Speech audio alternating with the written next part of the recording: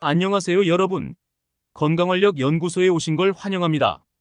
오늘은 의사들이 절대 먹지 않는 음식들 베스트 5에 대해서 알려드리려고 하는데요. 사실 이 음식들은 그동안 우리가 너무나 많이 먹어왔던 음식들이라 더 충격이 크실 수 있습니다. 너무 맛있고 자주 먹는 이 음식들, 여러분도 피해야 하는 이유에 대해 이야기해 보려고 합니다. 몸에 좋지 않은 음식들에 대한 진실을 함께 알아보도록 하겠습니다. 먼저 구독과 좋아요 눌러주세요. 우선 첫 번째로 다룰 음식은 바로 희석식 소주입니다. 소주라고 하면 전통적인 증류주를 떠올리실 수 있지만 현대의 초록색병 소주는 그와 거리가 멉니다. 전통적인 소주는 곡물, 쌀 또는 다른 원료를 발효시킨 후 증류하는 과정에서 특유의 풍미와 향을 가지게 됩니다. 그러나 현대의 희석식 소주는 이러한 전통적인 과정을 거치지 않습니다. 희석식 소주는 96%까지 증류된 순수한 에탄올을 물로 희석하여 만듭니다.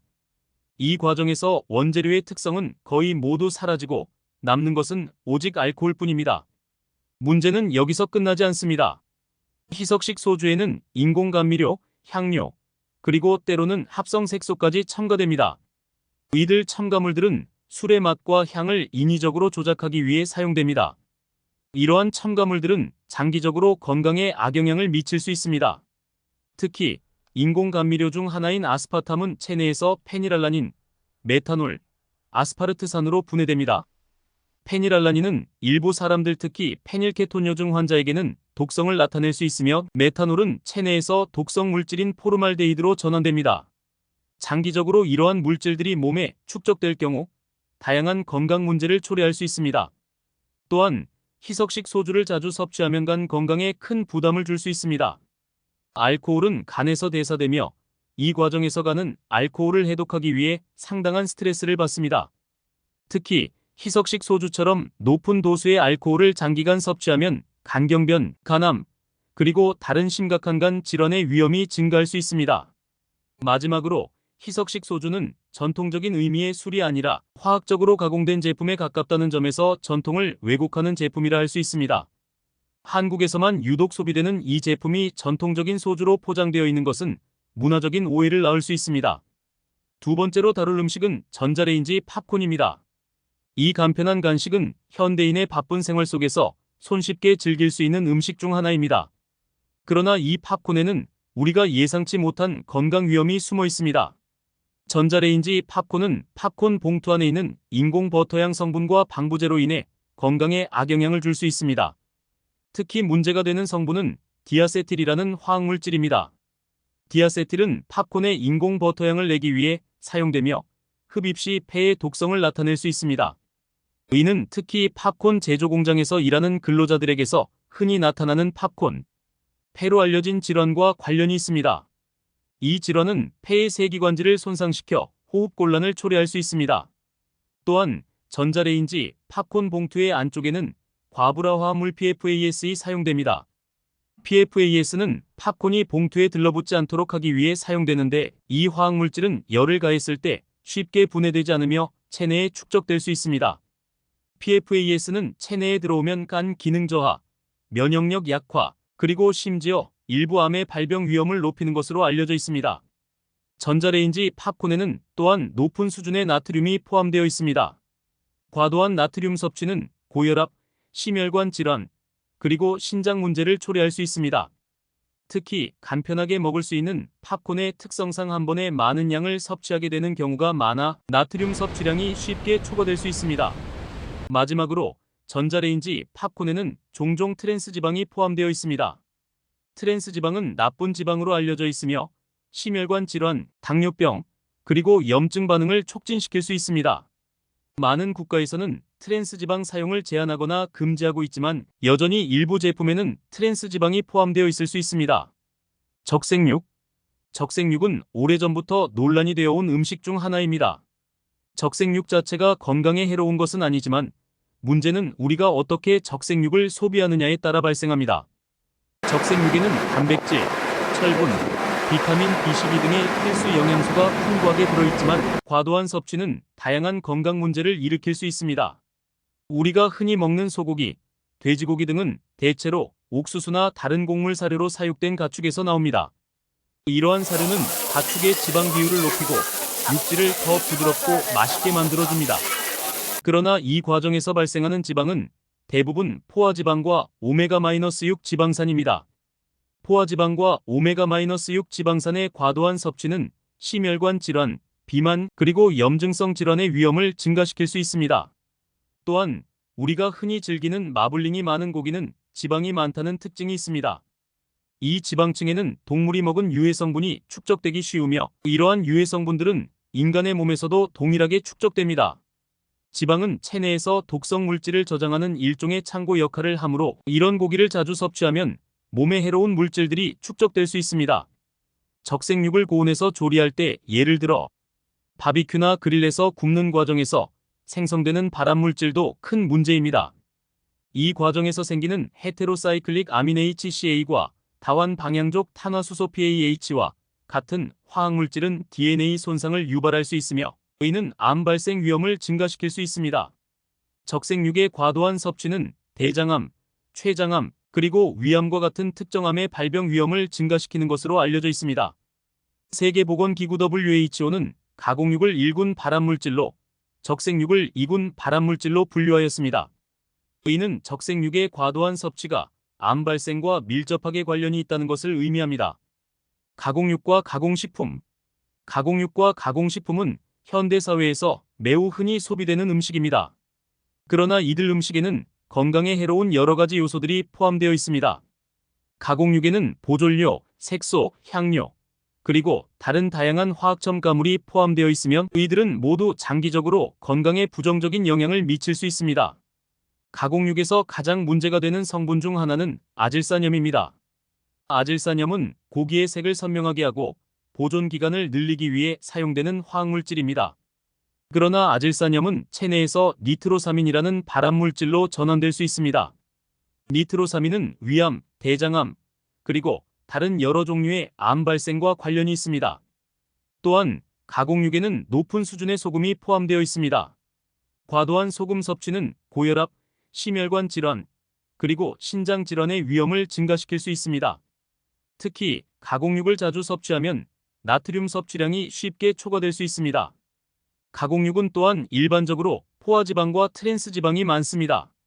이러한 지방들은 콜레스테롤 수치를 높이고 동맥경화증을 유발할 수 있으며 심장마비나 뇌졸중과 같은 심혈관 사건의 위험을 증가시킵니다. 가공식품의 경우 이러한 제품들은 종종 영양가가 낮고 칼로리가 높은 특징이 있습니다. 이들 음식에는 과도한 당분, 소금, 그리고 불필요한 지방이 포함되어 있으며 이는 비만, 당뇨병, 그리고 심혈관 질환과 같은 만성질환의 위험을 증가시킵니다. 또한 가공식품에는 종종 식이섬유, 비타민, 그리고 미네랄이 부족하여 균형 잡힌 식단을 유지하기 어렵게 만듭니다. 가공식품에 사용되는 다양한 화학 첨가물들도 문제가 될 수 있습니다. 방부제, 인공색소, 인공향료, 그리고 감미료는 장기적으로 건강에 해를 끼칠 수 있으며 일부 연구에서는 이러한 첨가물들이 알레르기 반응, 염증, 그리고 호르몬 불균형을 유발할 수 있다는 것을 보여주고 있습니다. 간장게장 등 생으로 섭취하는 해산물. 간장게장이나 생으로 섭취하는 해산물은 한국인들에게 매우 인기 있는 음식 중 하나입니다. 그러나 이러한 음식들은 때때로 심각한 식중독을 유발할 수 있습니다. 생해산물에는 비브리오균, 살모넬라균, 노로바이러스와 같은 위험한 병원균이 포함되어 있을 수 있습니다. 이러한 병원균들은 열을 가하지 않은 상태에서 생존할 수 있으며 음식을 섭취한 후에 복통, 설사, 발열 등의 증상을 유발할 수 있습니다. 특히 간장게장은 전통적으로 생게를 간장에 절여서 만든 음식입니다.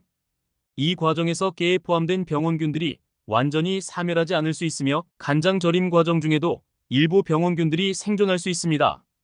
또한 간장이 식은 후에도 균이 자라기 쉬운 환경이 되기 때문에 주의가 필요합니다. 생해산물의 섭취는 특히 면역력이 약한 사람들에게 위험할 수 있습니다. 노인, 어린이, 임산부, 그리고 면역 억제 치료를 받는 사람들은 생해산물을 피하는 것이 좋습니다. 이러한 사람들은 병원균에 감염될 경우 심각한 합병증이 발생할 위험이 높습니다. 또한 해산물은 종종 수은, 카드뮴, 납과 같은 중금속에 오염될 수 있습니다. 특히 큰 생선일수록 체내에 중금속이 축적될 가능성이 높습니다.